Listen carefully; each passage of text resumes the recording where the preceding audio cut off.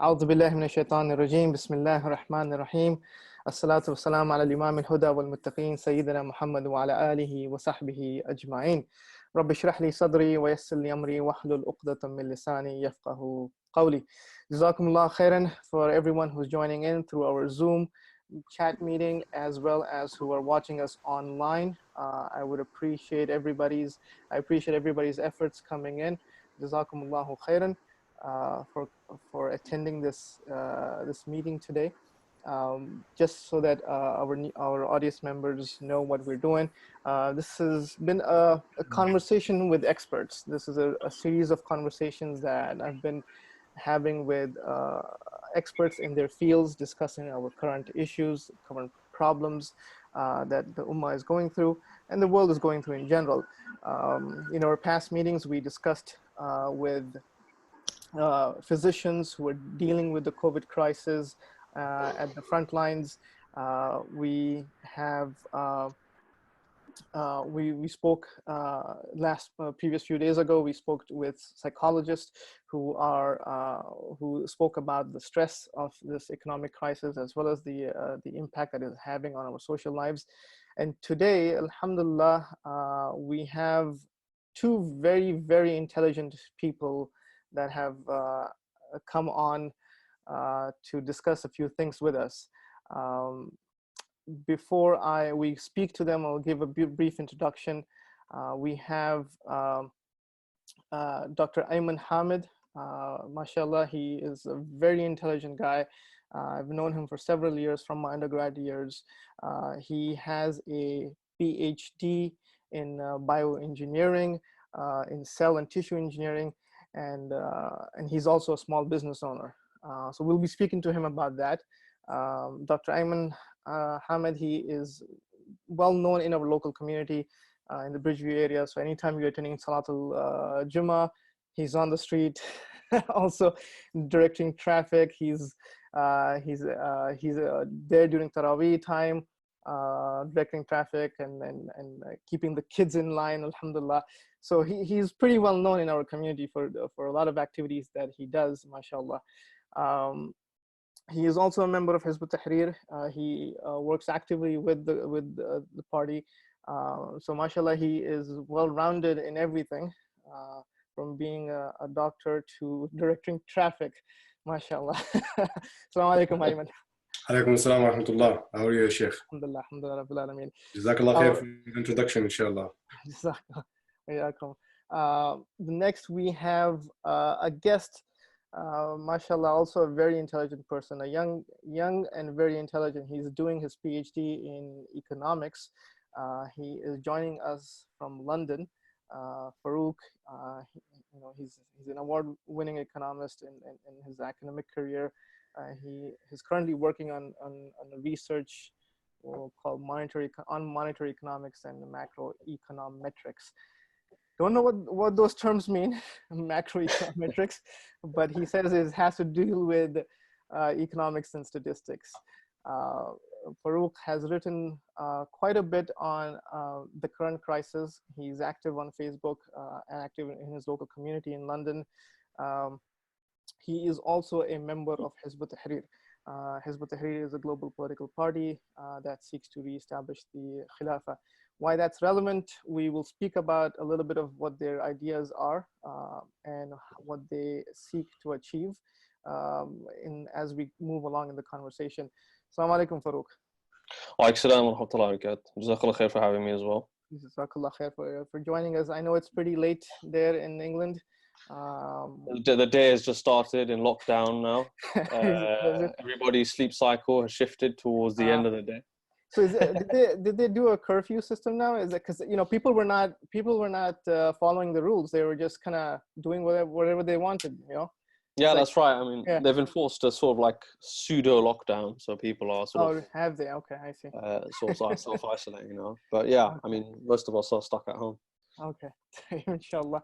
All right. So before we get into this, I mean, as everybody is aware, we're in a economic crisis. We are dealing with a lot of these issues, from unemployment to businesses being shut down, and you know, self-isolation versus quarantined, healthcare issues. Everything is peaking at this point, especially right now. Now at this week here in the United States, they've been speaking about that. This is we will hit the peak this week and the next week.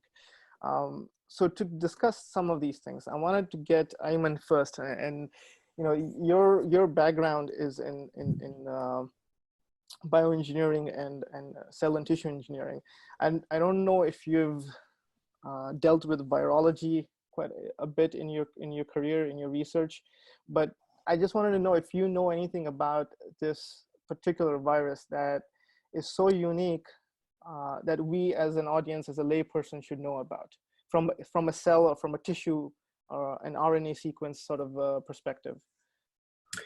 Jazakallah khair.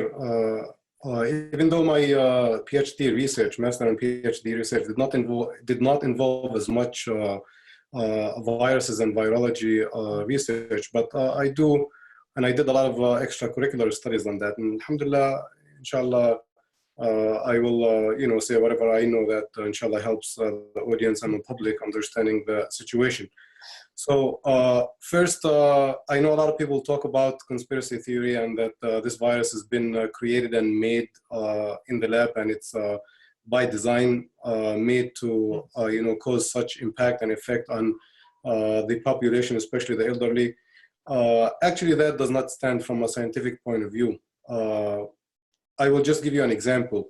One of the smallest viruses we know that has been decoded, you know, from 20, 30 years ago was the polio virus. And this is about 7,500 nucleotides, speaking of science, bases. So it's about 7,500 bases, and it's about 5 proteins enveloping that RNA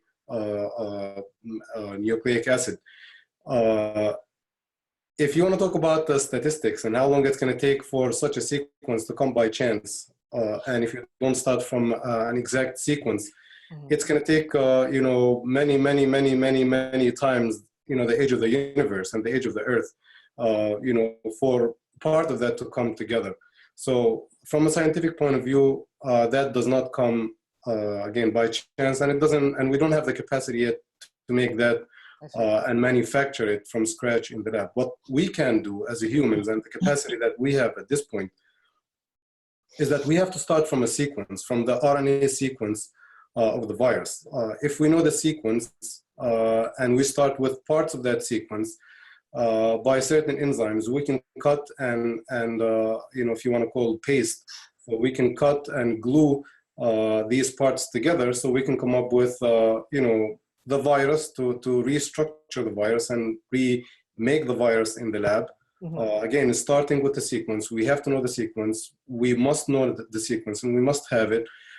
So we can put together that sequence together, and using other machinery that we take it out of the cell and put it in the lab, we can also make the proteins that envelope that sequence.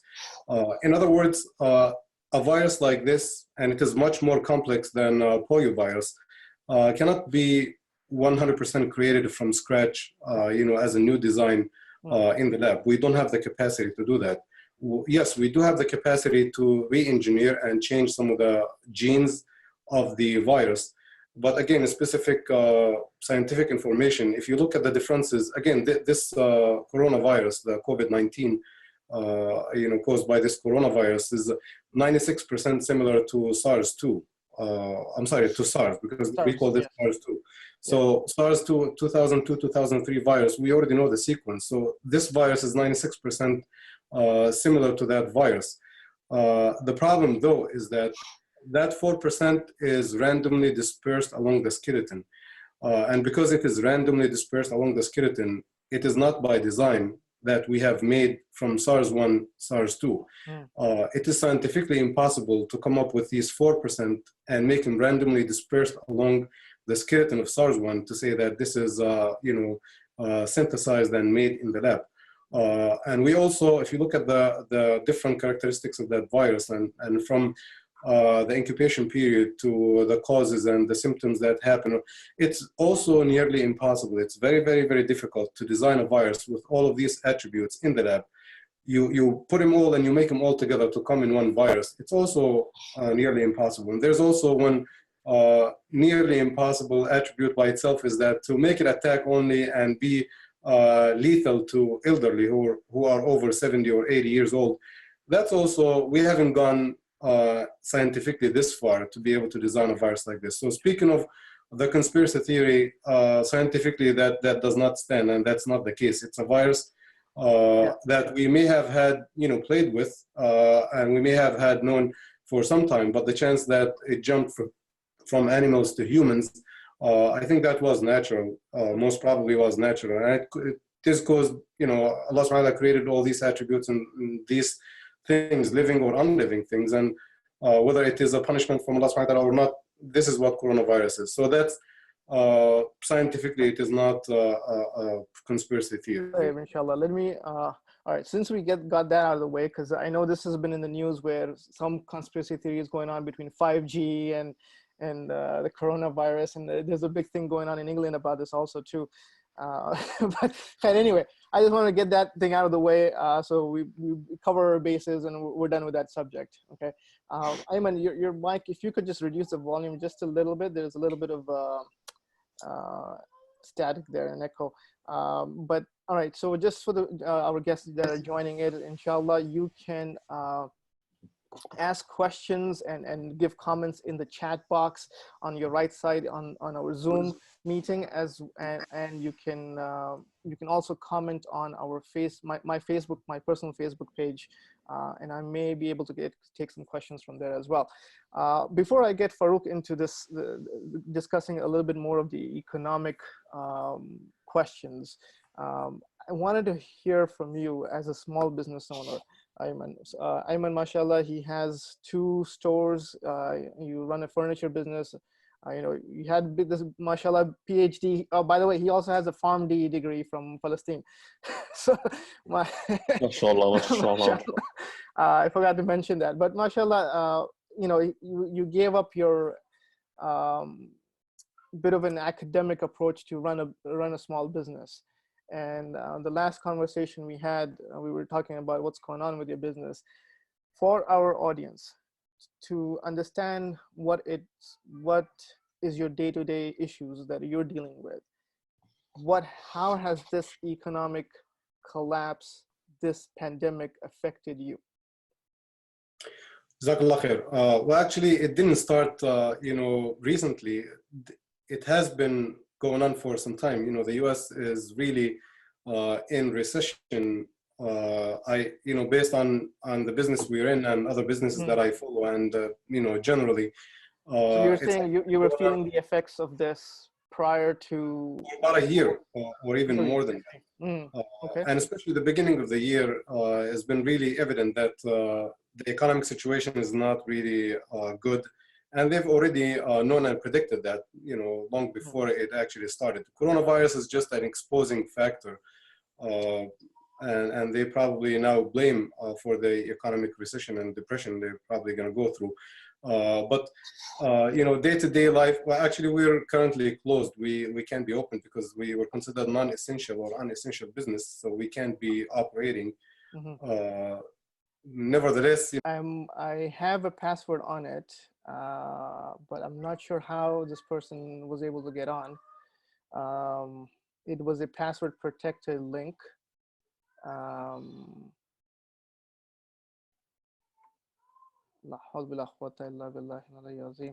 I sincerely apologize to our guests who have joined in through Zoom or even on Facebook. Allahu Alam how this has happened. There was a password protected link that was sent to our Zoom meeting. I will, right now, I'm not going to admit anybody into the Zoom meeting. Okay, I apologize whoever has joined in, who would like to join in through Zoom. Because of what just happened, I am not going to allow anyone else to join in. Whoever is already in, they're in, alhamdulillah. But we will continue.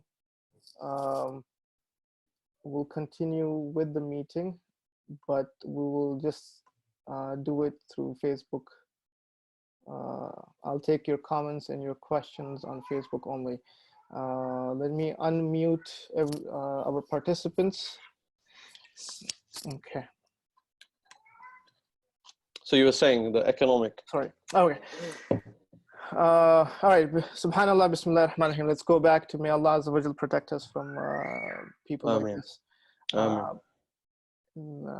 Ayman, go ahead.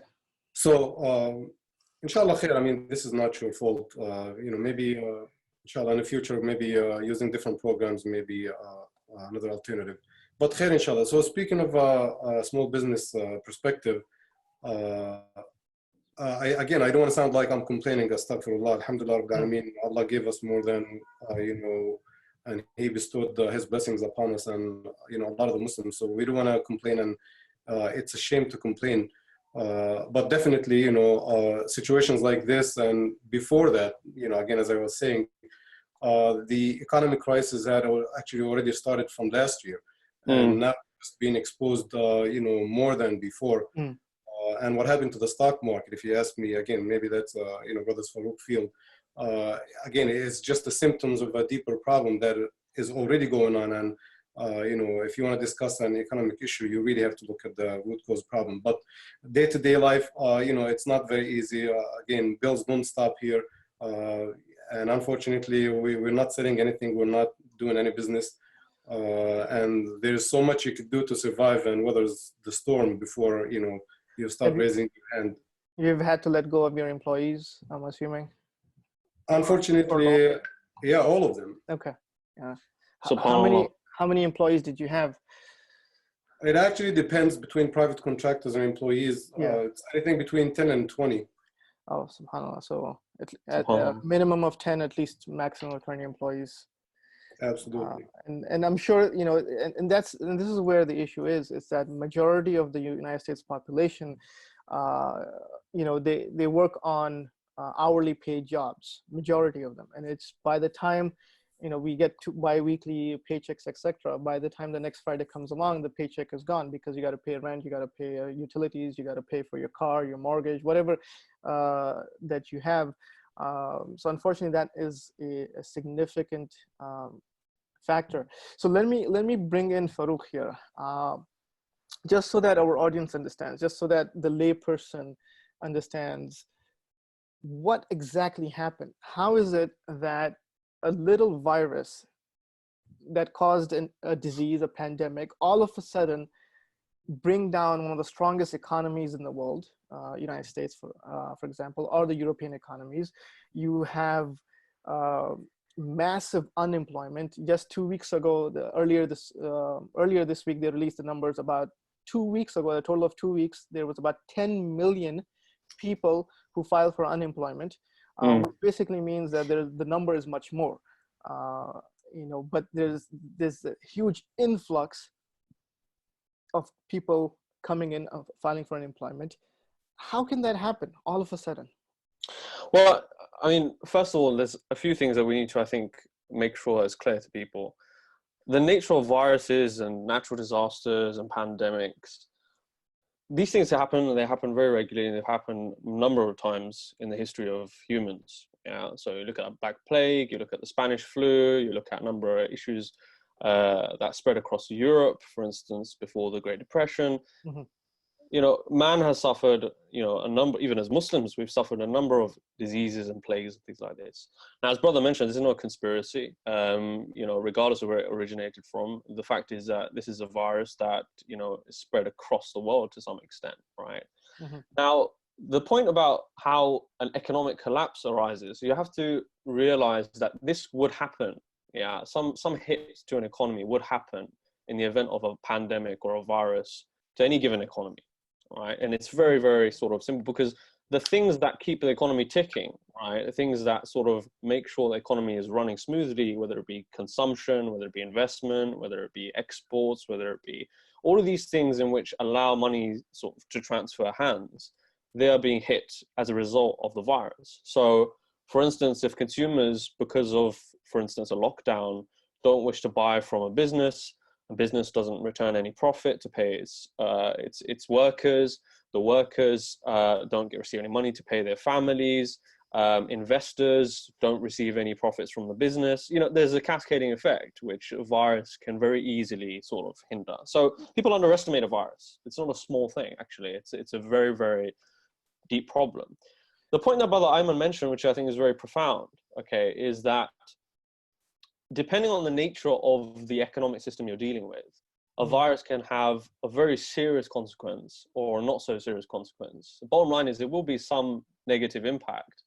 But if your whole system is built on the idea of leverage, of debt, of a flawed banking system, a fragile stock market, flawed financial contracts, you're going to have, you know, a very big problem when a virus comes about and takes a hit to, for instance, sentiment, or for instance, to business investment.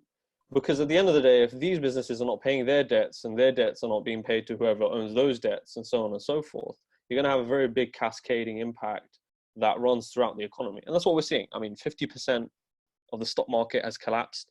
Economists now are saying that this is the worst crisis even since the Great Recession.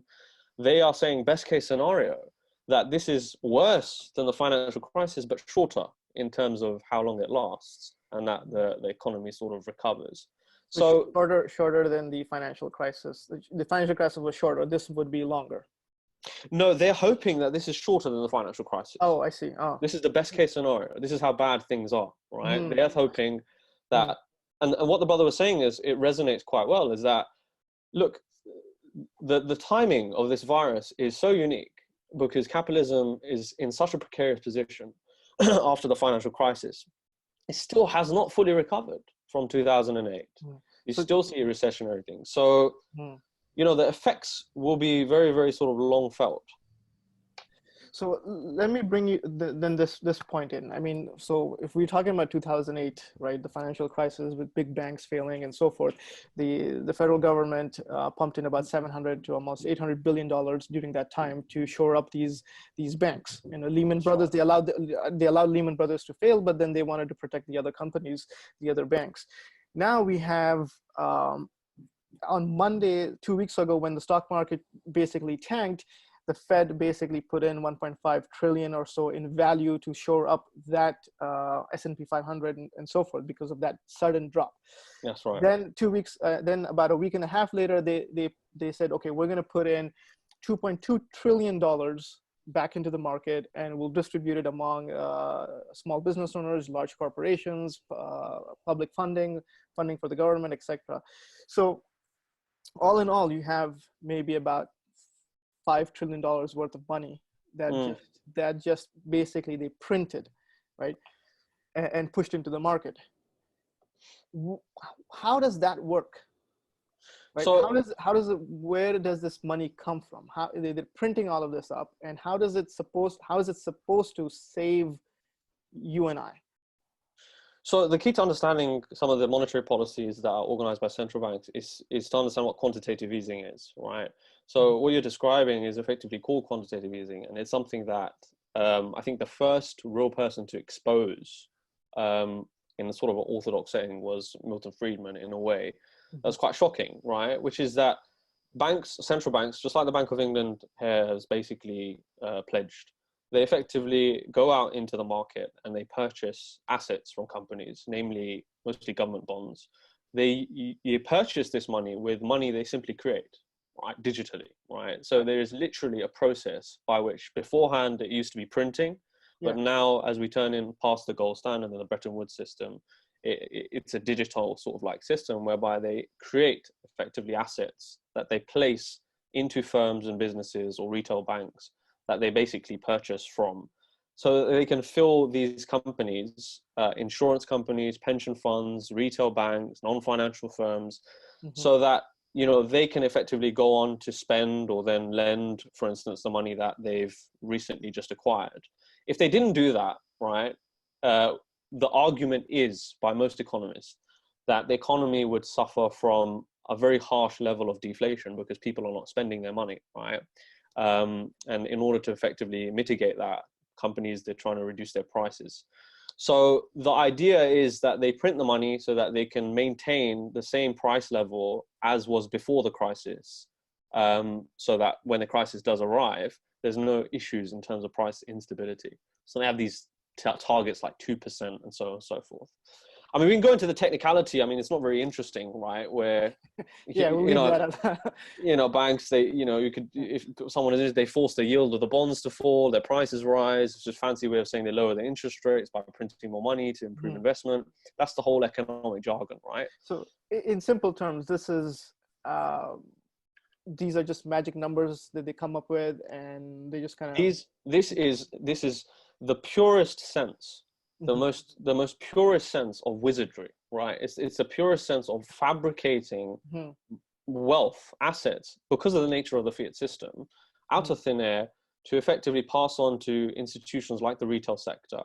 The biggest problem is that a lot of the money that's supposed to be bailing out the economy, right, is unfortunately during something like a pandemic or a corona crisis, you have issues like people not willing to take out loans to go and spend their money, right?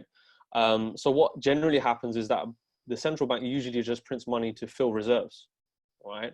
Rather than stimulate the economy. All they're doing is an accounting trick for the balancing of the books amongst the retail sector, because people, because of their sentiment, and they're scared, they're being told not to go out and there's a lockdown, they're not going to actually initiate that transmission of money from the banks into the real economy. Correct. So this is the big problem that you find, is that this notion of bailing out the banks is that all the central bank is doing is making sure that the retail banks are holding true in terms of their books, right? And that's why it's such an accounting trick. So let me take that to a more practical sense, just so that we can understand this for our layperson, our audience. So that means, for example, I go out to work. My local Starbucks is not open, right? Yeah. Because Starbucks is not open, they can't hire employees. They have to let go certain employees, or they have to reallocate resources, however it is. So if the Starbucks is not working, then the local other store there where you get your Panera bread, your local restaurant where you get your meal for your lunch, that doesn't work. That's not functioning. Then if that's not functioning, then the local mom and pop shops, that's not functioning. Your Dollar Tree is not functioning. There's less amount of income coming in. So the whole, like what we call here in the States, it's called a strip mall, right? It's a weird term, but that's what we call it here. That whole thing is completely empty. And all of these companies, your Starbucks, your local Panera, your Whole Foods, your H&M, etc., they all have to pay rent. They all have to. They all have insurances on their stores. They have leases. They have mortgages, whatever it is, right? Because the whole owner, for example, because these are all run as franchises. They're not technically owned completely by the major corporations. So this is on my street. This is my way to work. I mean, I can see on both sides of my way to work. Both sides of the street are completely empty. There's nobody investing. There's nobody. I mean, I mean, look. The point is, brother Ayman is a business owner, right? He will have a better sensation of the reality, a better understanding of what causes a recession than a lot of these economists today, if I'm brutally honest, right? The reason for this is because they hide behind some guise of making things very common. It's very simple, as you just mentioned, right? Businesses, and this is the natural aspect of the human condition in their ability to trade and ability to set markets, is that it's very clear what is happening and the virus is affecting the economy. The issue is, and we'll go into this discussion later, is that what is the role of the state? What is the role of those in power? How do we prevent this crisis from deepening? A crisis which is made worse by this system, and how do we prevent it from basically running off? If you get what I mean. So you're absolutely right. That's how it would work, right? This is exactly how sentiment is affected, how business drops, how profits are lost, how economy collapses. Let me share I'm gonna share a screenshot here. Hold on a second. And I'm gonna get Ayman on this in a second. Let's see here. Let me share my screen here. Okay. So this screen. The audience members can see it. It's basically, this is where the $2 trillion worth of money is going. about 560 to individuals. That's split between cash payments to unemployment insurance, because now you're going to have a huge amount of people applying for unemployment. And the majority is going towards large corporations and small businesses. So about 800 billion, almost $870 billion. Yeah. And the fine print here is this, is 60 billion to airlines. All right. And then governments are taking a whole chunk of the money and so forth. So for a small business, Ayman, you're here, right? You're somewhere here. Okay. So what they're saying is that they're going to give you, as a small business owner, a $10,000 loan. You know, the government's offering a minimum of $10,000 loan to a small business owner. One, is that enough? And second, as a Muslim, can you take that loan? Jazakallah khair. If you don't mind me going back to the brother's comments about what just really happened and you know, their approach to really try to solve it. Yeah. So just a quick comment. In 2008, 2009, the bailout plan was over $6 trillion. So if you look at all the bailouts and all the money that was created out of thin air and given to the big corporations, mainly banks, to really bail out the economy was over $6 trillion, you know, by the end of 2010. And that's not, you know, these numbers are already, you know, up there. So, and as you said, so far they have given more than beginning of September last year until now, it's close to $4.5 trillion so far of the stimulus packages that the government has already, you know, pushed and created and put out to really try to help the economy. I just want to, you know, just to make sure we understand it, just very, very quickly. So I don't think they really care about the individual, you and I, and the layman man who's on the street really struggling. That's not the main focus. The economy does not collapse if we struggle to them. The economy to them collapses when these big corporations and banks, mainly banks, are really in trouble. Why? Because as a small business owner, you and I, or as an employee, you may not really have that much impact on the economy if you really default or if you have trouble. But if banks, you know, default on their, you know, payments, or big corporations default on their payments, that's really a big trouble. So all of these bailout plans are going to be focused on the big corporations and the banks, because if they fail, the economy collapses. But if we as individuals fail or don't meet ends, you know, so what? Nothing really big is going to happen.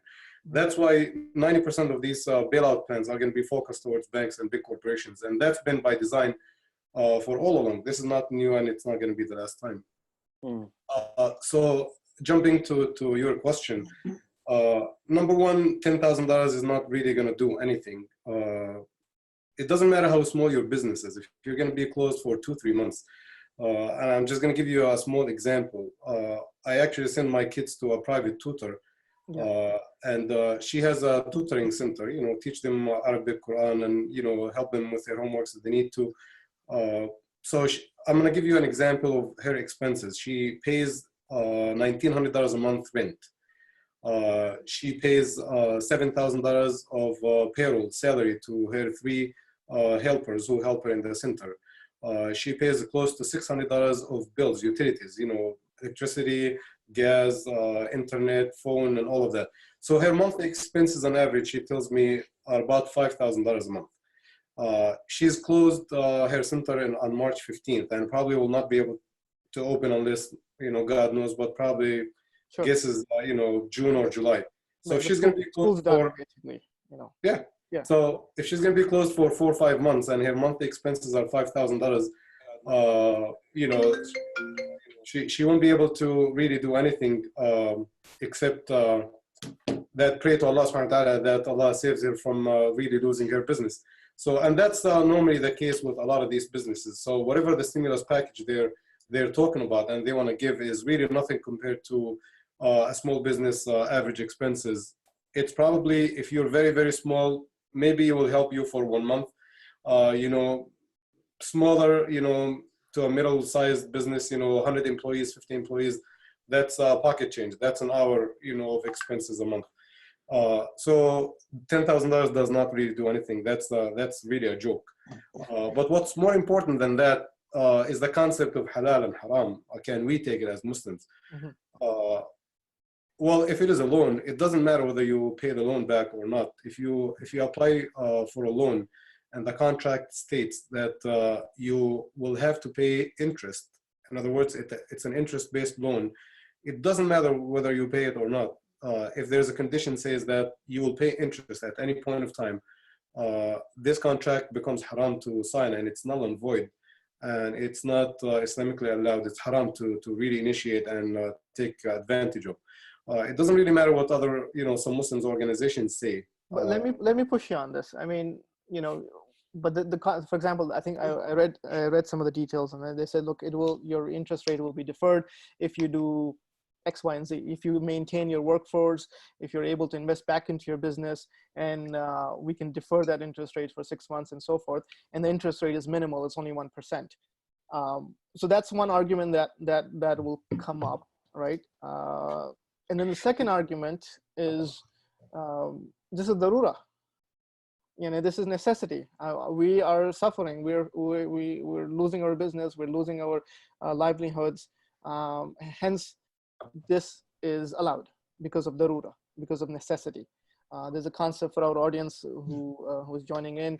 We were just discussing on this issue of the small business loan that the government has offered. So this is what is one of the couple of the arguments that people will say. Just want to remind, before you answer that, I just want to remind our audience that we will be taking questions and comments from my Facebook link. So if you want, please go ahead and comment and put your questions there. Inshallah, I'll get to it as we proceed through this conversation. I'm not taking anything off of the Zoom meeting. Go ahead, Ayman. Jazakallah khair. So to start off with the first question or the first argument, number one, $10,000 does not really go anywhere. So if you're going to improve your business and keep your payroll and pay your bills, on $10,000, that doesn't do anything. You can't even pay your rent on $10,000, let alone improving the business and keeping your payroll. So that's really it's an insult to really come to a small business whose expenses probably $100,000 to $200,000 a month and tell them I'm going to give you $10,000. You have for that to happen, by the way, for them to be a very low interest and probably forgiven loan, because sometimes it says somewhere in there that it will be forgiven loan if you keep your payroll going. In other words, I have to keep my employees, I have to pay them, in other words, take the burden off the government so that they don't file for unemployment benefits. And they're going to give me $10,000. So that's the catch. The government gets away with it. Exactly. Right? So I'm going to give you 10,000 so that you give me 50,000. In other words, or you save me 50,000. It's really an insult. And Muslims who fall into that are actually falling in a trap, because for you to be able to take benefit of that $10,000 loan or forgiven loan, you really have to spend a lot more money than 10,000 to really be able to take advantage of that 10,000. But that's not really the most important part. The most important part is the second part, which is we as Muslims, we look at it from an issue of halal and haram.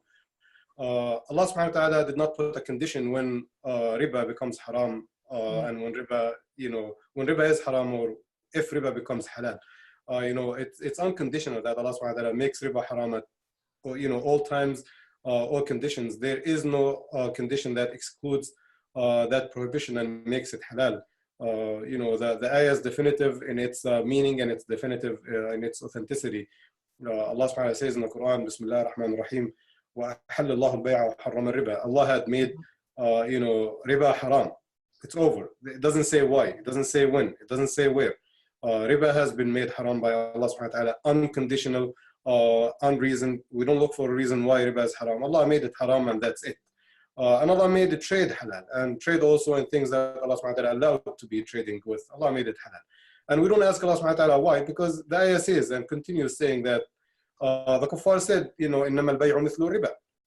I'm sorry, it says before that, the kuffar had said that trade is very similar to interest. Yeah. So why is interest haram and riba halal? Allah subhanahu wa ta'ala says that He subhanahu wa ta'ala made riba haram and made the trade halal. So that's as far as the hukum sharia goes. So for the issue of darura and for the issue of necessities, all the Islamic evidences and the Islamic rules that dealt with the necessities, they dealt with necessities, meaning that it's a basic necessity. In other words, if you're afraid of dying out of hunger or dying out of shelter or dying out of need for medicine, it's a that's life and death issue. If it's a loss of limb, kind of issue. That's Not a if you necessity. if you happen to lose some you happen to have some financial loss. The issue of loss and benefit, actually, we take it from an instinctual point of view. We shouldn't. We should look at this benefit and interest and harm from an issue of aqeedah. Allah subhanahu wa ta'ala makes that which is halal for us beneficial and that which is haram for us harmful. So if we look at it from that perspective, riba is definitely harmful. And if we respect Allah rules and abide by them, we don't try to look for excuses and reasons why we should engage in haram. It doesn't really take a smart person to know that this is a loan, and taking a loan with interest is haram. And we actually, another thing is that we haven't really suffered. We haven't been tested. So before anything happens, we start making excuses that we can take these loans and we can engage in haram. How long has these businesses been closed? How long have we been closed? For a month? Look at Muslims suffering all the way around the world. So if there is any necessity for anybody to be a necessity, it's not for us here. We still live a luxury life. A lot of us have not suffered yet.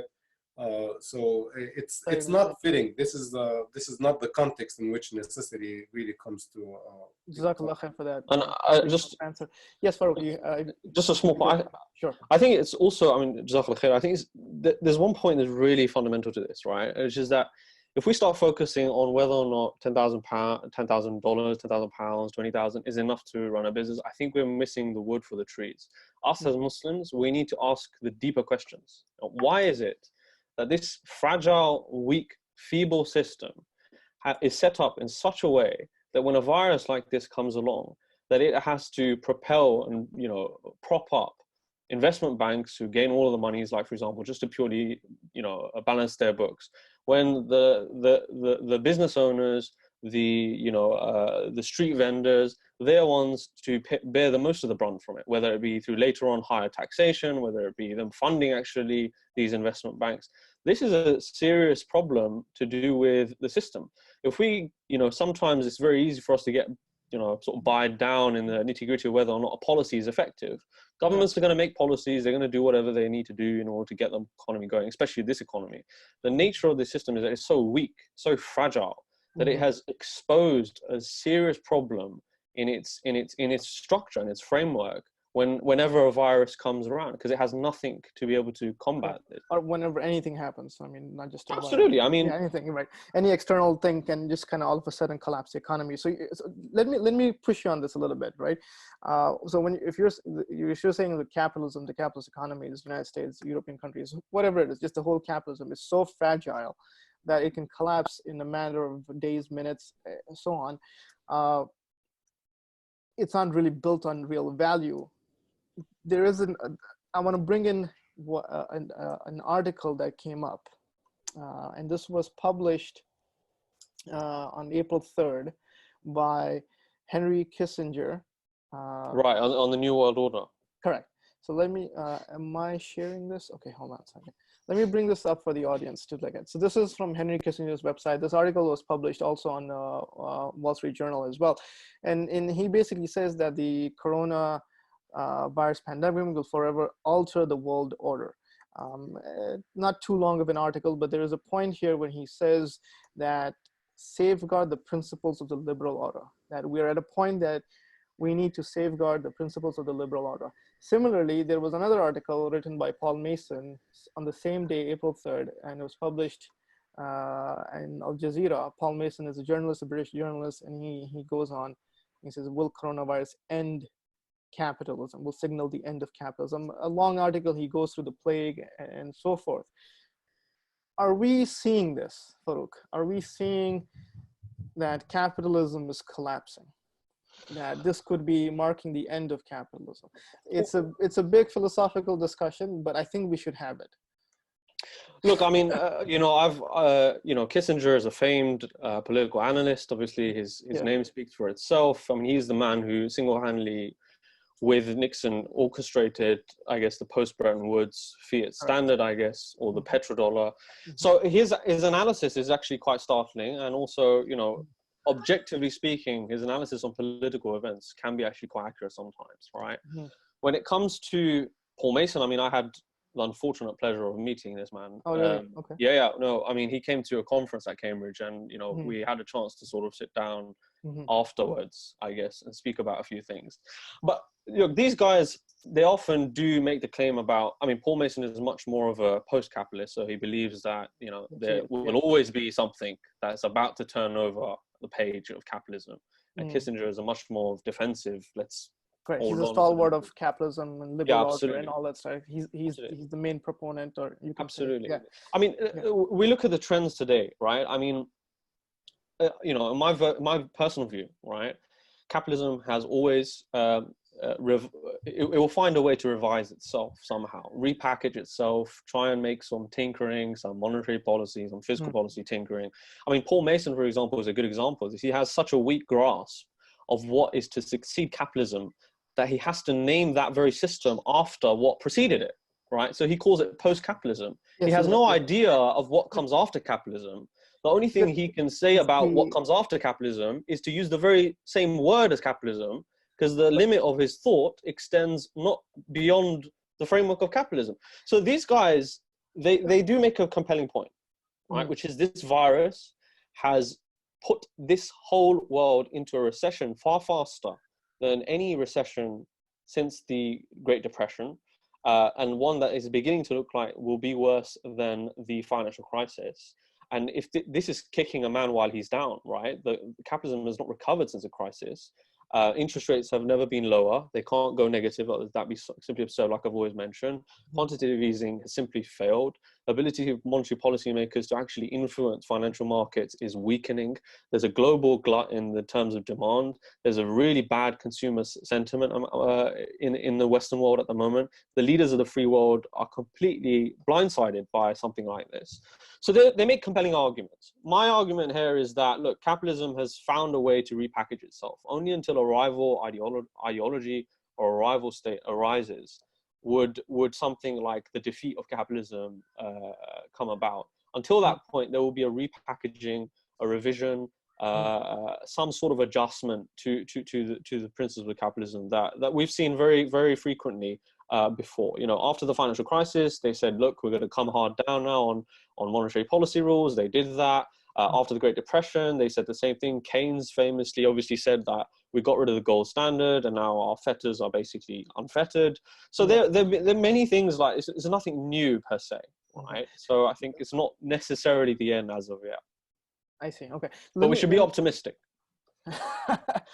All right, we're gonna table that point for a little bit of later, but I wanted to show this graphic here, the rise and fall of the dollar. This is from howmuch.net. It basically shows that the fall of the value of the dollar over the past 100 years or so. You know, at one point there was a discussion that it's going to be negative interest rates and so forth.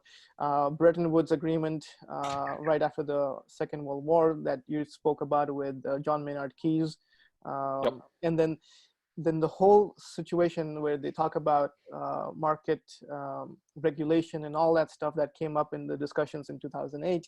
That sort of a Bretton Woods agreement of the policies of John Maynard Keynes was replaced by in the 1970s with Milton Friedman, and then this connection of the dollar to the and making it into a fiat currency and linking it only to the gold of its time, the petrodollar, basically, right? Going back into the gold. The reason I wanted to show this to the audience is that you can kind of see where, you know, over the past 100 years, it's just been a complete decline. And monetary changes and policies that have been implemented to 93%. That what you're looking at there is the dollar losing 93% of its gold value. Yeah. Now, most people don't talk about that. They just see a graph that's going 93% of the dollar has been lost since it was pegged to the gold standard. It's just a sheer joke. Exactly. And that's where I think we have to educate the Muslims into looking at this from that perspective as well.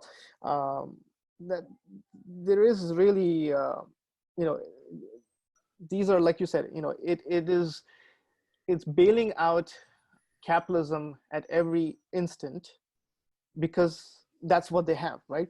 So I wanted to bring this point anyways. For example, even if you take Paul Mason on one side, if you take Kissinger on the other side, both will, for example, Paul Mason will say that you said that it's post-capitalism. They'll go back to this idea that this was the end of history, right? Remember Francis Fukuyama when he spoke about the end of history, and that this is the only system we have. This is the only civilization we have, and this is the end of history.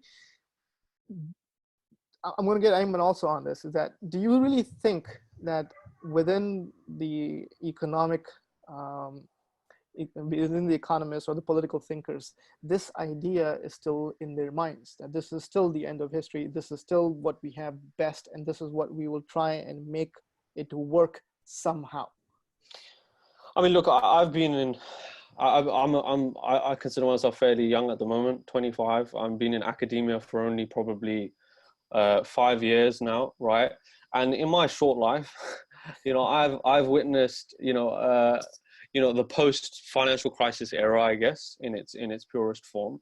Yeah. And something that's become much more clear to me, right, as a researcher at the moment, as a lecturer as well in economics at universities, among students, that there is a consensus now that no longer is this, the best system we have, but it's the best of the worst that we can actually put forward, right? Francis Fukuyama is a well-known, obviously, writer. He came, obviously, recently backtracked on what he said, and he reversed his statement by saying that, look, I was mistaken, right? And this is a clear indication of the fact that this idea that capitalism is now the purveyor of greatness and the sort of the bastion for success is no longer something that these economists, these defunct economists, and these meager politicians can ever put their name to.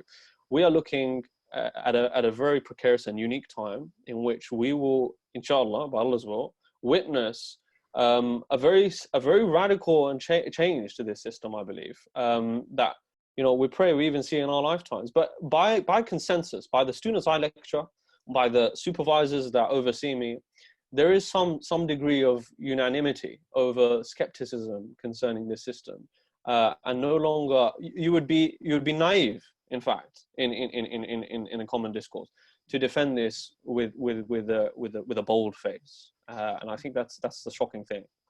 Okay, so let me pause here, because the next, I think we have to transition into what the alternative is, because that's where the discussion is leading to. I mean, obviously, this is going to be a topic that needs to be hit really well, and so that we understand. But I wanted to pause here and get a few questions from our audience. There's a brother called Hasnat Asad. He's asking, is the economy heading towards hyperinflation? Ayman, what's your take on this? Jazakallah khair. Well, inshallah, before I answer the question... oh man, just answer the question. All right, we're running out of time. Just answer the question. It's going to be a lot worse than just hyperinflation.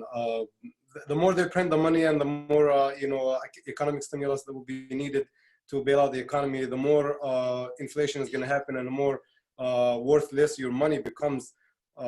So yeah, I mean, but it's not, the problem is not the hyperinflation or increased inflation per se. The problem is that more people are going to suffer, and more people will continue to suffer unless solution is presented. But back to the point, the reason capitalism is going to continue to happen unless Allah subhanahu wa ta'ala bestows his blessings and mercy on us, and we establish the Islamic State, is because there is no other solution. There's no other alternative. There's nothing to replace capitalism, and the capitalists themselves, whether conservative or progressive, don't think outside the box. They can't think outside the box, and knowing capitalism being a tool of of kufr, just like any other tool they use, they're not going to abandon this tool because they don't have another tool. So hold on to that point. Let me get Faruq. Are we in for stagflation? Quick answers. So stagflation is, just for everybody who doesn't know what it is high inflation and also high unemployment at the same time. Before the 1970s, there was a general consensus that actually these two things move in opposite directions. Nobody would ever think that you could have both high inflation and both high unemployment. During crisis, this has happened before. Stagflation in the Volcker period was a common thing. Whether or not we will get this at the moment, it's very hard to tell these things. I mean, anybody who can say they can predict the future is probably a liar or a moron. But the point is that, it's not possible to foresee whether or not inflation will only arise if the money that is being printed by the Fed or the Bank of England makes its way into the private sector directly. If it simply enters the reserves of retail and investment banks and is not lent out, and it does not make its way into the hands of businesses, you will not see much inflation at all. Just like after the financial crisis, you actually saw the complete opposite. You saw some deflation. So the main point is that stagflation, whether that happens, will depend on whether or not that money, because unemployment is going to be guaranteed. We're seeing a massive spike in unemployment claims at the moment, in benefit claims. Whether or not that stagflation is an issue, it remains to be seen. The purpose of quantitative easing is for central banks to ensure that there is sufficient inflation. Whether or not that becomes a runaway thing where it loses control, that remains to be seen. It's hard to make that prediction. So let me take another question before we move to our next subject. Brother Muslim Khan is asking, in your opinion, which country, if there is one, has a sound fiscal policy and why? I take issue with the premise of this question, namely because what do we mean by fiscal policy? I mean, fiscal policy obviously is the laws that really govern government spending, government expenditures, transfers, taxes, wealth, and so on and so forth. When you say sound fiscal policy, well, that's a moral imposition there. How do we determine what is sound and unsound? Well, the only veritable criteria we as Muslims should use is, of course, whether or not these fiscal policies align themselves with what Islam, the Sharia, has detailed. And unfortunately, we look around the world today in the most pervasive way. Most countries implement a very Keynesian, post-Keynesian sort of, well, I wouldn't say post-Keynesian, but Keynesian outlook on fiscal policy. And unfortunately, that does not derive itself from the Ahkam Sharia. So I wouldn't say at all any country today has sound policy. They are simply attempts to patch over systemic issues, whether it be by spending more in certain random areas or taxing the people severely. I mean, the very whole aspect of an income-based taxation is completely against Islam. So the point is that when you say sound, we need to quantify this, and I don't think that using the conventional notion of sound fiscal policy, I would agree. Okay, so let's transition to the alternative. Both of you guys, Faruq and Ayman, you guys are from Hizb ut-Tahrir, so as well as I am, and I wanted to get you guys on because of your backgrounds. One being an economist, the other being a small business owner, a PhD in research and so forth. To really understand what the alternative is, right? I don't think many people will have an issue with saying that capitalism is bad. A lot of people will actually agree with us, right?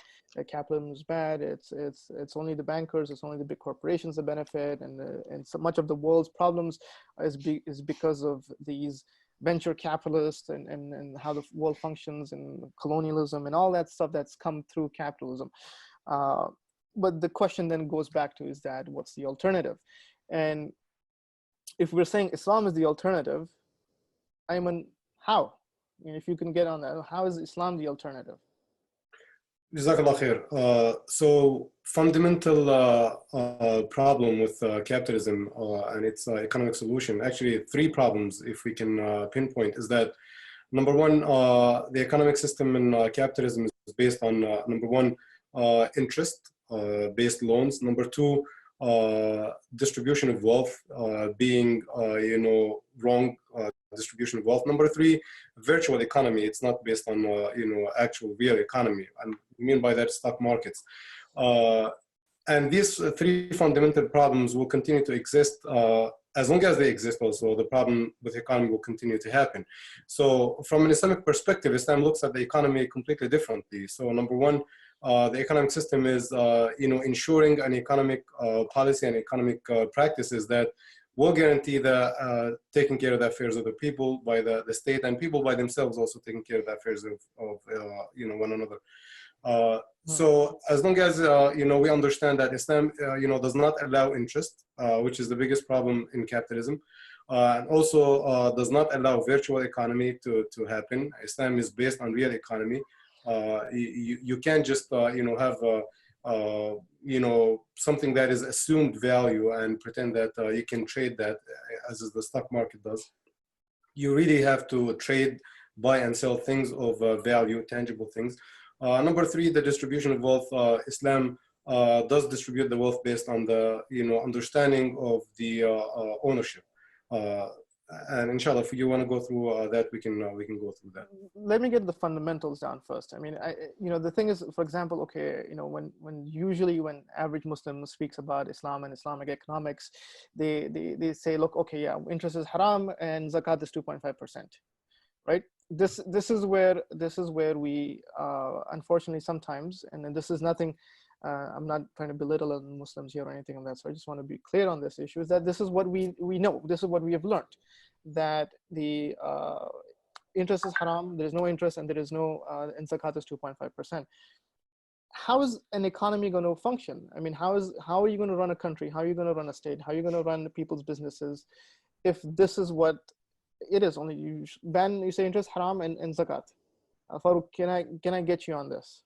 Well, I mean, look, this is a very common tactic by those detractors who wish to, sort of sometimes, phrase Islam as simply too simplistic to be able to manage something as great as an economy, which I think this is one of the criminal acts of capitalism, is to make economics such a complex thing, right? They've attempted to try and mystify it and try and shroud it in some sort of complexity, when actually economy is a very simple thing. Look, Islam said nothing really about, accumulation of wealth, right? Muhammad sallallahu in many hadith, he left that to the people to determine how best to effectively extend their wealth. The problem arises in the human condition is to do with distribution, with a system between which wealth is passed individuals, for instance, and how it's allocated, right? And Islam came to address these issues. And that's why most of the issues related to economics is to do with distribution, is to do with the allocation of resources. And it's not just, as reductive contractors would put it, it's not just to do with zakat, it's not just to do with riba, yeah? Although these are profound things, like the brother mentioned, right? These are profoundly problematic aspects of capitalism. But, there are other aspects to the Islamic economic system which many people do not, seem to effectively focus on and try and effectively reduce it. Whether it be, for example, let me break it for a second. So one of the principles you're saying of Islamic economics is distribution of wealth, distribution of resources, the proper distribution. Right. This is an ideological fundamental, meaning that it cascades through the entire economic system, right? It's not a policy, right? It's almost an ethic, right?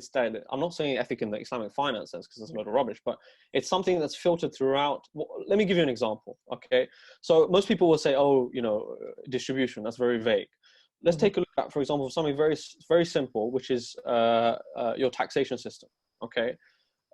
Islam does not run an income-based progressive taxation system. It runs largely, truly, mostly wealth-based taxation systems, right? Wealth-based taxation, like the zakah, like the jizya, like the kharaj, like the ushur, these taxation systems are set up in such a way, as Piketty, even as Rita, our enemy, if you like, has demonstrated, are focusing on capital, because capital is where most of the inequality lies. Now, when you establish a wealth-based taxation system with wealth-based taxes, you are effectively establishing a very equitable type of taxation system that actually allocates the capital more effectively, far more effectively than an income-based progressive taxation system. So this is just one minutiae, one iota of an Islamic economic system that is unheard of by many. But the point is that it has addressed most of the issues that humans face and are currently facing under this capitalist system. But it falls under a general framework of certain principles like the one that you just mentioned, which is that it focuses on the distribution of wealth. Well, Allah subhanahu wa ta'ala says in the Quran, don't let it, circulate amongst you, the wealth, and it shouldn't circulate amongst you. So Surah Al-Hashr, when he says, Surah Al-Hashr, yeah, كَيْ لَا يَكُونَ دَوْلَةً بَيْنَ minkum. Minkum, right. So do not let, so that it may circulate only, it may not circulate only among the rich, among you. Yeah. Right. So the point is this ethos, it filters down to a number of things, a number of aspects to the Islamic economic system, and it's quite capable, and it has been capable for many centuries. Economics is not a complex science. A business owner would be able to tell you more about economics than a professor in economics, which is quite contradictory, but inevitably true, right? But the point is that this is the illusion of capitalism, right? That you need, people mistake, where is all your policies? Where's the interest rates? Where's the quantitative easing? Where's your the lack of policies shouldn't be an indication of failure. It should be an indication of success, right? The fact that you need less to fix your economy is a good sign, right? It says that actually you need less policies and less acrobatics to try and justify. So if you're saying, like Ayman was saying, so if you don't have a whole financial market, then you get rid of all of this quantitative easing. You get rid of all of these with what do you call that thing? Futures markets and all of that stuff. That's right. I mean, look, Islam does not disagree with financial markets. That's not the point here, right? It disagrees with the stock market, disagrees with the nature of the capitalist market. It doesn't disagree with transferring wealth between people. We're not disagreeing with that. We're saying the manner in which this is done is problematic within the capitalist system, right? That manner in which it is done today is creating a whole host of issues, whether it be derivatives, whether it be the stock market and the financial crisis, or the fiat system by which it's traded. These are creating the issues, right? Islam is nothing against trading. Islam has nothing against the science of wealth, right? The problem is to do with the system, and that is the capitalist system that's currently in place today. So let me bring in another question then. Currency is a big thing. I mean, obviously, we showed you a graph just here about the devaluation of the dollar and so forth, and how it was disconnected from gold in the 1970s. Islam's economic system is based on gold and silver. Now, how? I'll get you on this. Is why gold and silver, and what's the benefit here? Oh, me or brother? Yeah, you go ahead. Ayman. Anybody can jump in, but go ahead, Ayman. I'll give you the floor. So Islam is based on number one, to go back a little bit. So if you try to take the economic system in Islam and try to implement it in Islamic or non-Islamic society, that's not going to work. So you got to take Islam as a whole system, as a way of life, and implement it completely and holistically in whole aspects of life, and then it's going to work. But if you're going to take an economic system of Islam and implement it in un-Islamic or kufr-based societies, that's not going to work. And you might treat some symptoms, but it's not going to uproot the problem. So to go back to your question, the Islamic economic system, as a brother was saying, again, it's a policy that is going to guarantee taking care of the affairs of the people from an economic perspective. Whether it is the distribution of wealth, whether it is the defining and allowing the ownership to be divided the way it should be divided, allowing trading to happen the way it should be happening. So the economic Islamic system is going to guarantee that is going to happen to take care of the affairs of the people, Islamically. So Islam had put forth principles and basis for that. One of which is that currency must be based on gold and silver standards. And the reason for that is that there is no devaluation. Again, we understand the wisdom behind it, after understanding what happens if you actually take that out. Again, it's an Islamic ruling that is not mu'allal.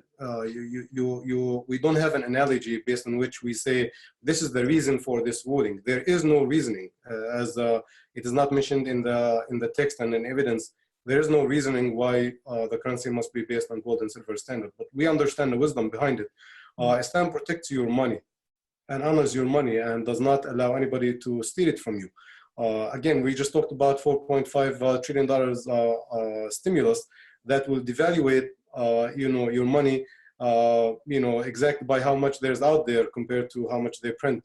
So Islam does not allow this to happen. So the gold and silver principles to make sure that the currency is based on gold and silver. It doesn't mean that we're going to have gold and silver coins, floating around across the Islamic State. It means that You can name your currency, or whatever currency you're going to name. If you're going to print anything, whatever you're going to print has It's to backed be by gold, by basically. gold and silver. And only gold and silver. It cannot be copper. It cannot be platinum. It cannot be whatever valuable metals. It is only gold and silver, and that's the Islamic ruling. And again, the wisdom behind it is that it's going to protect your money. It's going to prevent deflation and inflation. It's going to stabilize the prices. It's going to stabilize the trade. It's going to stabilize the value and the services. And inshallah, presents a model in which there is an economic prosperity. Farouk, do you have anything to add to that, or can I ask another separate question? No, I mean, absolutely the same thing. As your gold standard bimetallic system has ensured price stability for centuries until the 1930s. There has been a discussion, actually, just so that we kind of complete this topic. There has been a discussion in between economists and even some political analysts that saying that we should return back to the gold standard. Every few years, whenever there's a crash that happens, some of these guys come in and say, hey, we should go back to the gold standard. But they still say that within the capitalist framework. What's your take on this? How do you mean? What do you mean my take? Meaning that, okay, you know what, do you think United States will go back to a gold standard?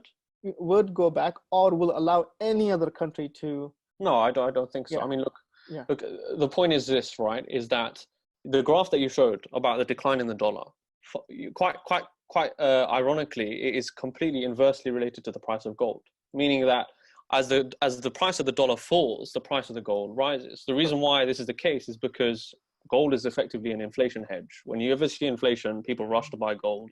That drives up its price. The point about gold is that, like I mentioned, it has remained sort of there's something innate about it. And Muhammad sallallahu and the text of the hadith and Allah subhanahu wa ta'ala in the Quran, all the faraid are mentioned in light of gold. That's why the extraction is most of what Islam mandates is the bimetallic system, right? There's simply those obligations are denominated in that currency. The point about whether or not the United States or, for example, the leaders of the supposed free world would ever return back to something like the gold standard, I think it's virtually impossible. The reason why is because the decision to move to the fiat system coincided perfectly with the development of capitalism. Look, capitalism believes in growth. It believes in short-term gains, right? Gold standard is a just monetary system. It prevents politicians, corrupt cronies from printing money whenever they like, when an election comes by, to fulfill promises that they never be able to, or give the image that they are able to by printing money and spending money that they don't have. The gold standard prevents this, and anything that prevents this ideology of high levels of GDP and high levels of growth by manipulating your currency is not suitable for the capitalists. That's why that you've seen, it was almost natural. Fiat is like the embodiment of the capitalist system. It's like a vessel in which capitalism exists, whereas gold is far too just, far too honorable a system for it to ever be taken up by a capitalist ideology. And that's why I think it's very highly unlikely that you will see capitalism. Most likely they'll be going in the opposite direction. You are seeing now a move towards a cashless society, a virtual, effectively, measures of payments that don't even remotely connect to anything resembling tangible money in your wallet at all. So we're probably going to see something completely the opposite under this system. So let me switch gears a little bit. Both of you guys spoke about wealth distribution, and you spoke about how property is divided and so forth. The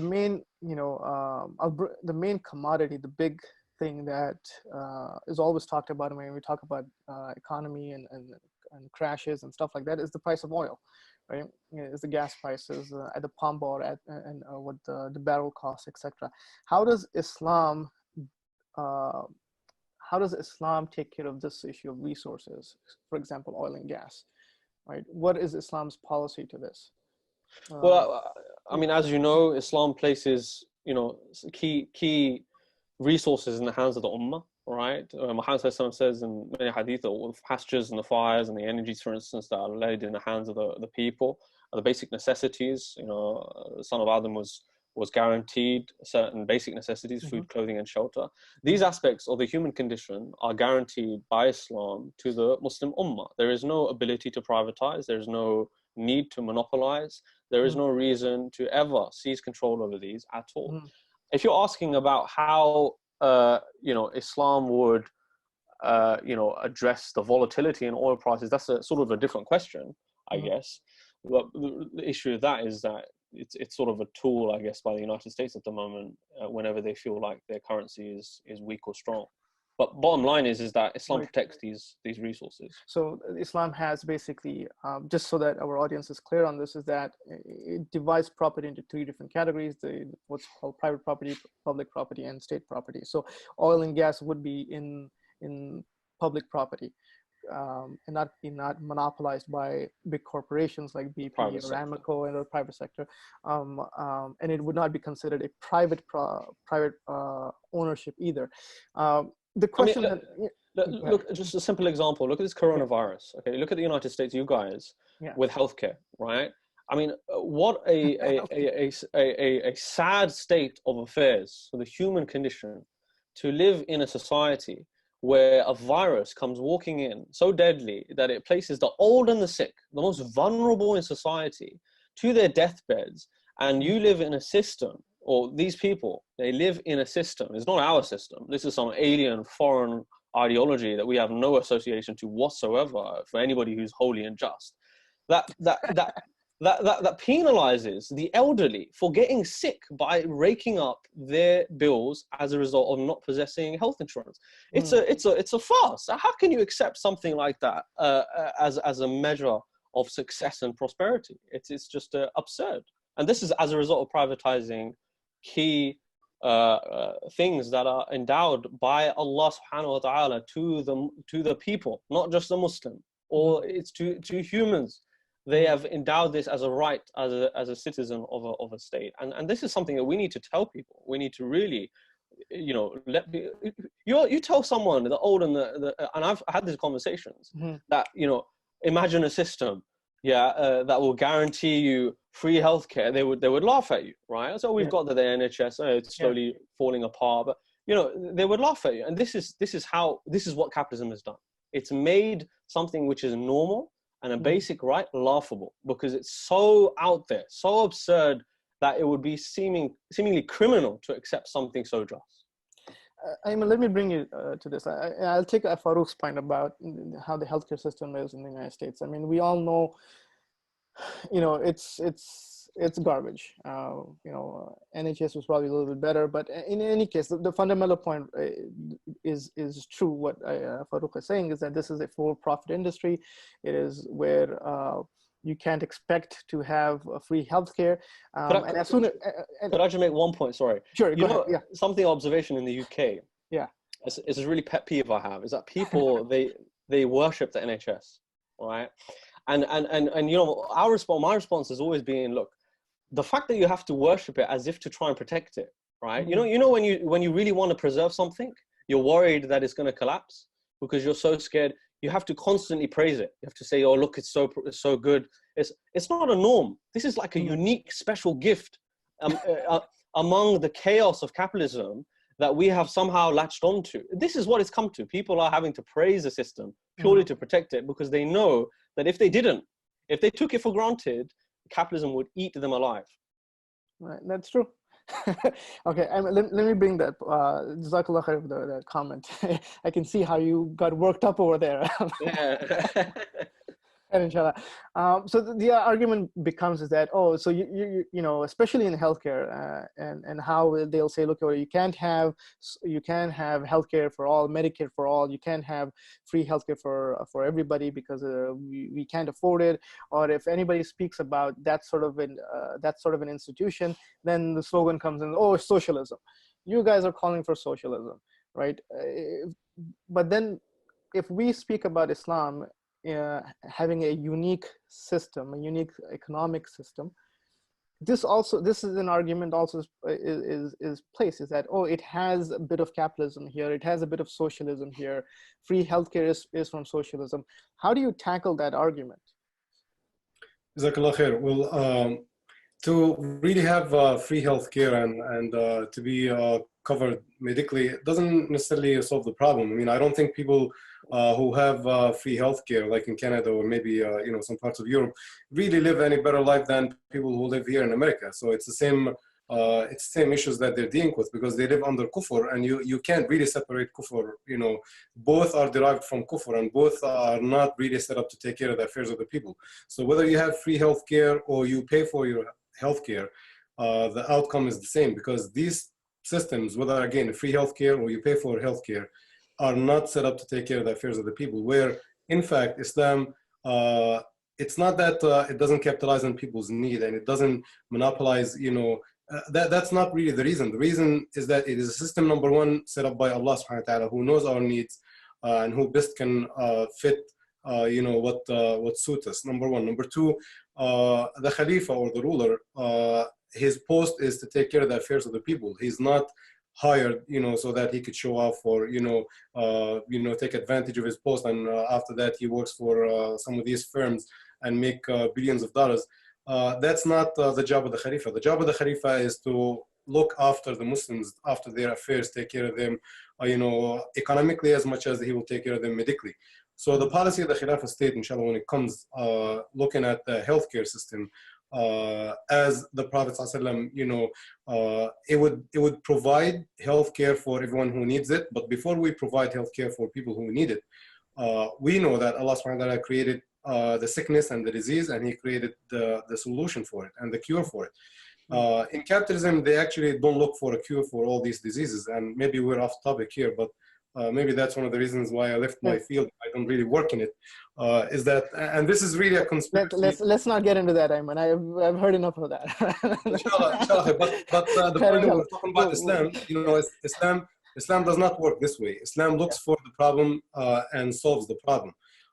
And does not capitalize on people's needs. So there's no, well, you file a patent for the next 20 years on medication that you put out there, and it's going to cost you $100,000.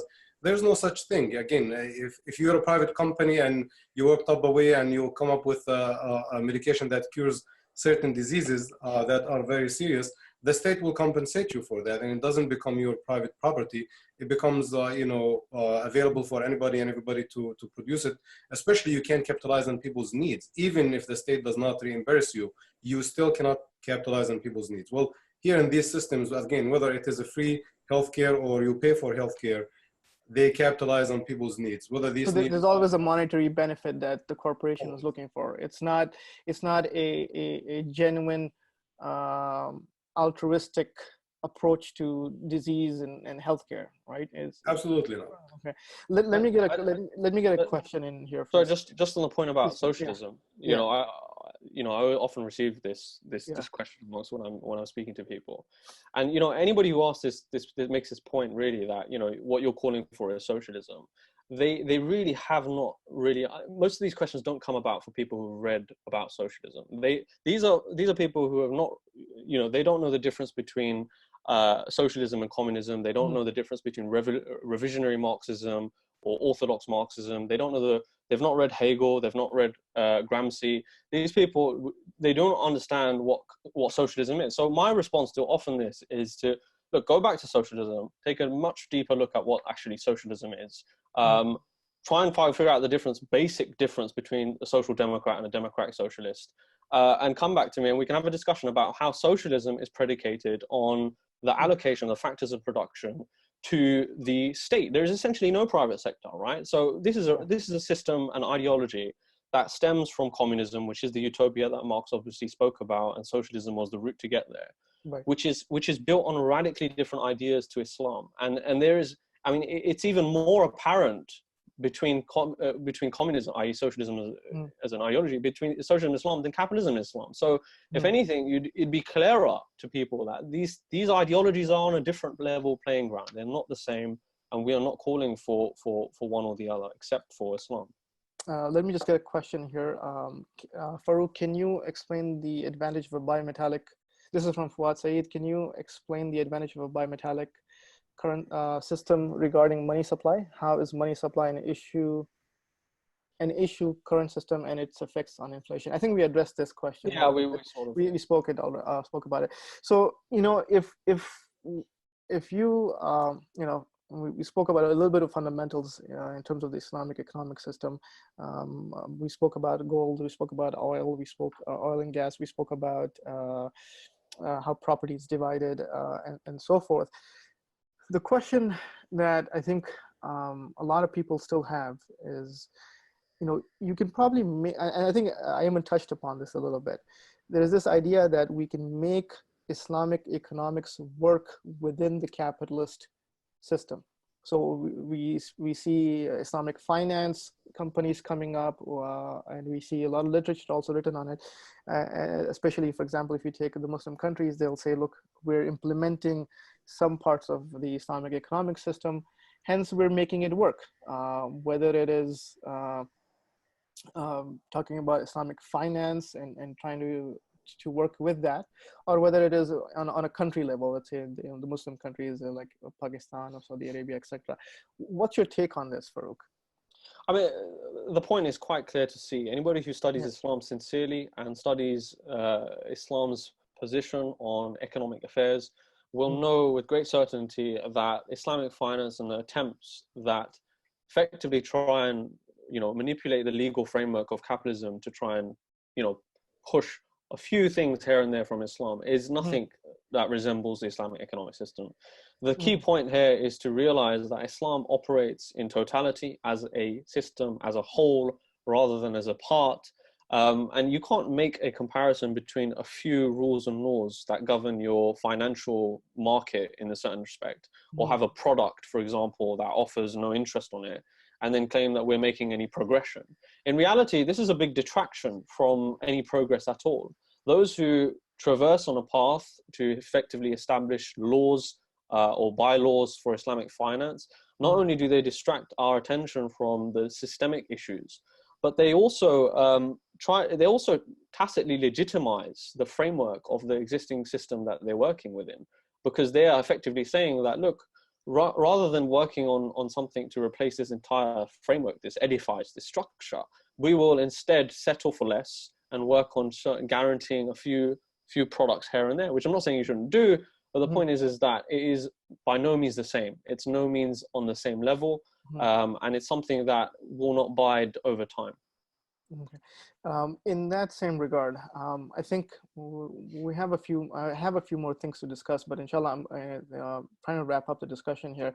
But I wanted to get Ayman on this, is that, as a small business owner, your advice of what people in your situation or Muslims who have lost their jobs, what do they do?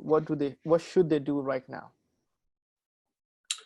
Well, number one, we return to Allah subhanahu wa ta'ala as always. So we ask help and seek refuge to Allah subhanahu wa ta'ala from all evil and in hardship and as well as ease. So number one, we should return to Allah subhanahu wa ta'ala, ask Him sincerely to help and better our situation and the Ummah at large, now and every time. Second is try to salvage whatever you can as much as you can in a halal way. There is nothing really you need to be ashamed of here. So if you can sell anything, sell anything. If you can work anything, anywhere, do that as long as it's halal. You want to drive Uber, drive Uber. But as long as you don't engage in haram. So do not engage in haram. Don't take this loan. Don't apply for any other loans from any banks or the government, because number one, it's haram. And that leads you to hell, astaghfirullah, inshallah, we all don't do it. That leads to hellfire. Number two, it's actually dragging someone's foot deeper in problems and in trouble.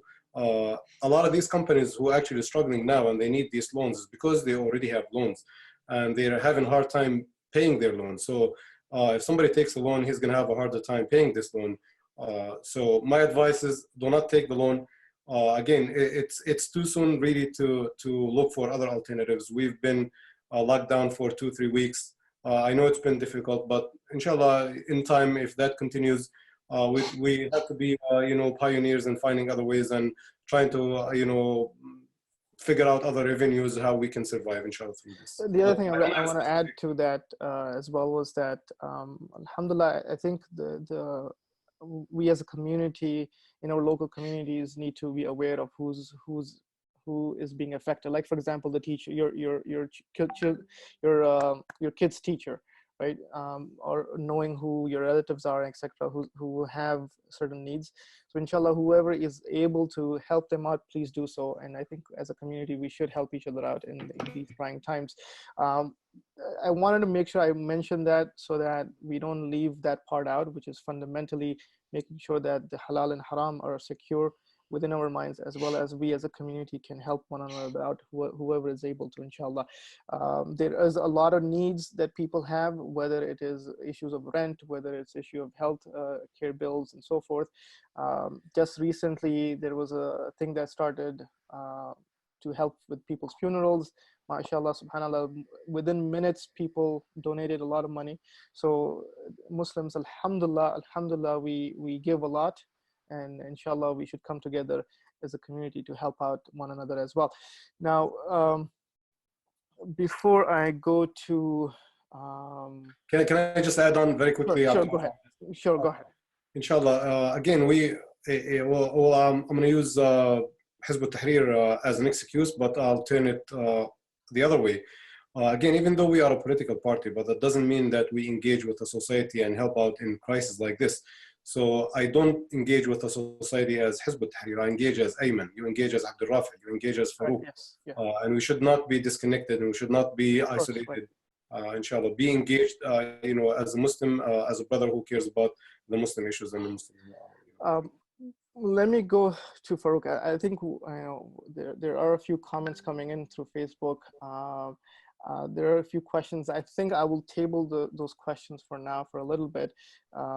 We can definitely address them, but I wanted to get you on this, Faruq, and basically this idea that, look, you guys are offering an alternative system. You guys are offering an alternative political system, alternative economic system.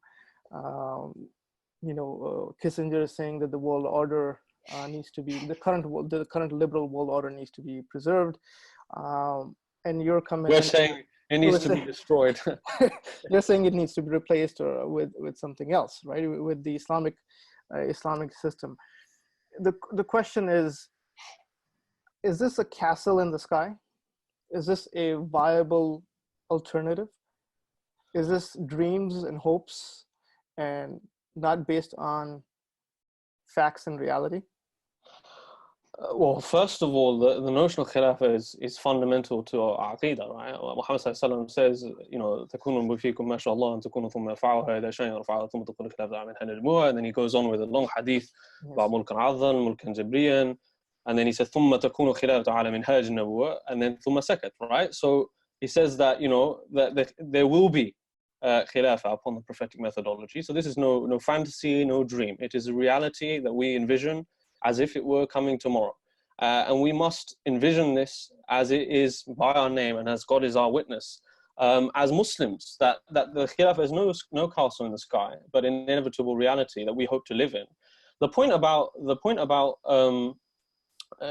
being far-fetched. Look, we need to really, as Muslims, living within the belly of the beast, the corruption that is the West, look far beyond the desperate attempt to try and reconcile our position in here, and confidently articulate the ability for Islam to resolve the massive issues that those people around us, pervade us, are suffering at the moment.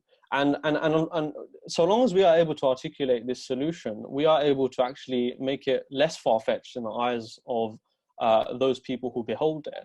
And we need to do this very clearly. And I don't think at all, in any remote manner, that this is something that is remotely infeasible at all. We need to really reconcile the fact that this is part of Islam. This is something that we must strive for.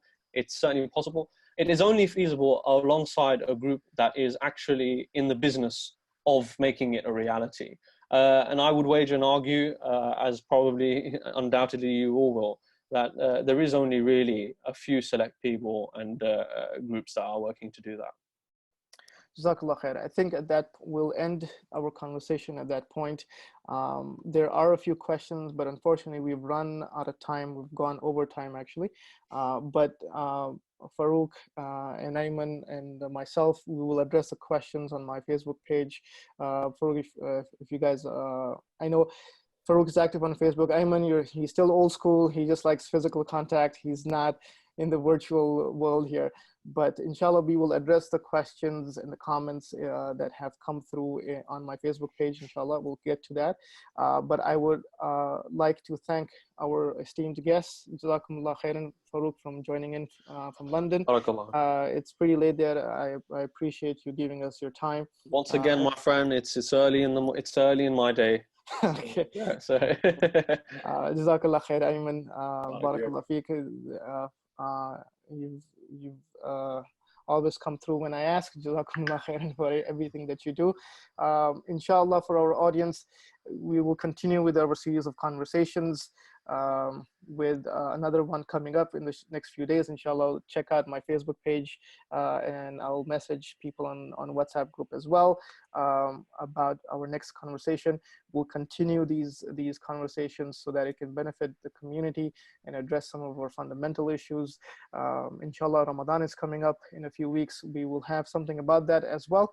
I sincerely thank everyone who has joined in through the Zoom and through Facebook. I apologize again of what happened initially. Inshallah, we will do our best to kind of cut that stuff out. Barakallah feek, everybody. Jazakallah khairan. We started with the name of Allah Azza wa Jal. We will end with the name of Allah Azza wa Jal. May Allah Azza wa Jal grant us security and peace. May Allah Azza wa Jal give us Jannatul Firdaus. May Allah Azza wa Jal allow us to live in the mercy of His system, which is the Khilafah system. May Allah Azza wa Jal allow us to see that day. May Allah Azza wa Jal open the doors, open people's hearts towards the beauty of Islam, towards the Aqidah of Islam. Wa akhir da'wana anil hamdulillahi rabbil alameen. Jazakumullah khairan. Wassalamu alaikum wa rahmatullahi wa barakatuh. Until next time, this is your brother Abdul Rafi. Assalamu alaikum. Alaikum salam wa rahmatullahi wa barakatuh.